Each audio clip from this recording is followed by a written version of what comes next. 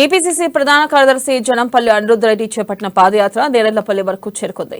100 కిలోమీటర్ల పాదయాత్రను అనిరుద్ రెడ్డి పూర్తి చేశారు. ఈ సందర్భంగా రాష్ట్ర ప్రభుత్వంపై విమర్శలు గుప్పించారు. రాష్ట్రంలో విద్య, వైద్యం, ఆరోగ్య సమస్యలు తిష్టవేసుకుని ఉన్నాయన్నారు. విద్యార్థి అమరుల ఆశయాలు నెరవేరలేదని చెప్పారు. వచ్చే ఎన్నికల్లో కాంగ్రెస్ పార్టీ అధికారంలోకి వస్తుందని ఆశాభావం వ్యక్తం చేశారు. ఇక ఇదే అంశంపై నేరెళ్ల నుంచి మా ప్రతినిధి ప్రణయ్ అనిరుద్ రెడ్డితో ఫేస్ టు ఫేస్. ఏ గ్రామానికి వెళ్ళినా కానీ ఇప్పుడు మనము 13 మైసమ్మ గుడి నుంచి ప్రారంభించినాం. మొదటగా కాకర్లపాడు గ్రామానికి వెళ్ళాం. అక్కడ పోతే డబుల్ బెడ్రూమ్ లేవు, కొత్త పెన్షన్లు లేవు, రేషన్ కార్డులు లేవు. వీళ్ళకి ఇంకా మోసం చేస్తున్నారు. రుణమాఫీ అయితే అసలే లేదు. 50,000 ఉండేటోళ్ళకి ఇప్పుడు 1,25,000 నుంచి 1,50,000 మిత్తితోనే అయింది. వాళ్ళకి నోటీసులు వచ్చినాయి. వాళ్ళు భయపడుతున్నారు, ఇప్పుడు మా భూమి లాక్కుంటారా అని చెప్పేసి. వాళ్ళందరికీ కూడా భరోసా కల్పిస్తున్నాము. మన ప్రభుత్వం వచ్చిన తర్వాత 2 లక్షల రూపాయలు రుణమాఫీ చేస్తామని. ఇదే కాకుండా కొన్ని గ్రామం ఈరోజు పొద్దున పోయినాం. ఇది మన బాలనగర్ నుండి అమ్మపల్లి నుండి గౌతాపూర్ బోర్జానంపేట వరకు. అక్కడ లక్ష్మారెడ్డి సంవత్సరం నుండి చెప్తుండు రోడ్ శాంక్షన్ అయింది కానీ రోడ్ వేస్తలేరు.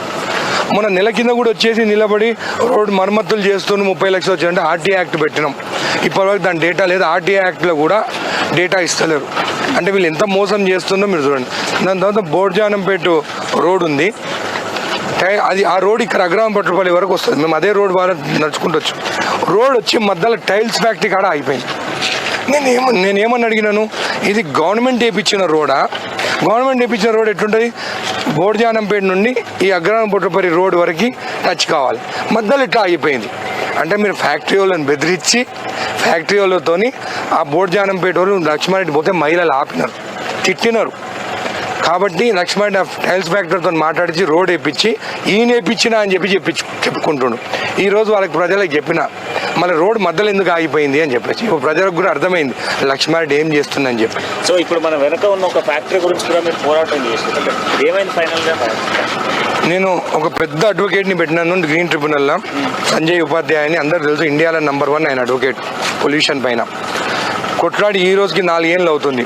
కొట్లాడినప్పుడల్లా ఈ పొల్యూషన్ బోర్డు వాళ్ళు పొల్యూషన్ లేదని చెప్తుంది. ఇప్పుడు చూడండి, ఇదంతా నల్లగా ఉంది. ఇక్కడంతా పొల్యూషన్ 5 కిలోమీటర్ వరకు వస్తుంది.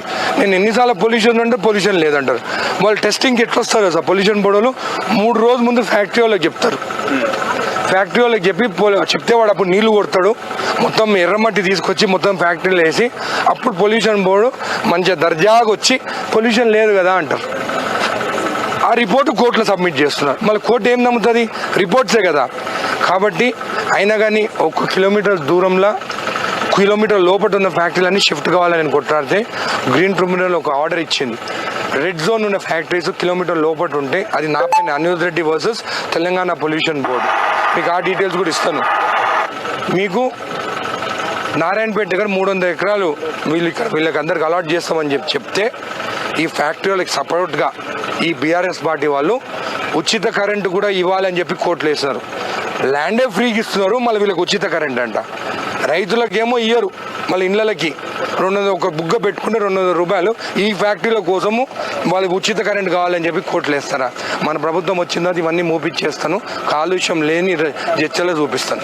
సో ఇప్పుడు దశాబ్ది ఉత్సవాలు అని చెప్పేసి దశాబ్ద కాలం నుంచి మేము ఇవి చేసినాం అవి చేసినాం అని చెప్పేసి బీఆర్ఎస్ పార్టీ చెప్తా ఉంది. సో ఇక్కడ ఎమ్మెల్యే కూడా దశాబ్దాలు కంప్లీట్ చేసుకున్నాం. మరి ఈ దశాబ్దిలో ఎన్ని డెవలప్మెంట్ చేసిన నియోజకవర్గం? దశాబ్ది ఉత్సవాలు కాదు అది. వాళ్ళ దగ్గర ఉన్న బీఆర్ఎస్ నాయకులు దాంట్లో కూడా దోచుకొని, గొర్రెలు దోచుకొని, అందరి దగ్గర పోయి దోచుకొని వాళ్ళు తిని తాగేదానికి దశాబ్ది ఉత్సవాలు. నేను ప్రతి గ్రామానికి వెళ్ళాను. నేను లక్ష్మారెడ్డిని రమ్మంటున్నాను, నువ్వు రా, దళిత వాడికి వస్తావా, బీసీ వాడికి వస్తావా, ఏ గ్రామానికి వస్తావో నువ్వు ఎంచుకో. నేను ఇప్పుడు పాదయాత్ర ద్వారా వచ్చిన గ్రామాలలో ప్రతి గ్రామం నువ్వు వస్తావా, నువ్వు పోలీసు వాళ్ళని తీసుకుంటా, నేను ఒక్కనే వస్తా, ఊరంతా తిరుగుదాం. ఇప్పుడు గుండెపట్టుపల్లికి పోయినాం. మేము స్పీచ్ ఇస్తుంటే మహిళలు ఎంతమంది ఏమన్నారు? రేషన్ కార్డు రాలేదన్నారు, డబుల్ బెడ్రూమ్ రాలేదన్నారు. సరే, ప్లాట్ ఉంటే 5 లక్షల రూపాయలు ఇస్తామన్నారు. 5 లక్షలు లేదు, మళ్ళీ 3 లక్షలు అన్నారు. 3 లక్షలు కూడా ఇవ్వలేదు. మళ్ళీ వాళ్ళందరూ మాటలు వింటున్నారు కదా. సరే, లక్ష్మారెడ్డిని ఒకటే మాట చెప్తా, ఉద్దండపూర్ గ్రామానికి వెళ్ళి దశాబ్ది ఉత్సవాలు చేసి రమ్మని చెప్పు. ఒక్కనే పోయి రమ్మని. పోలీసు వాళ్ళు లేకుండా ఈ గ్రామానికి ఒక్కనే లక్ష్మారెడ్డిని పోయి బయటికి రమ్మని చెప్పు. ఏ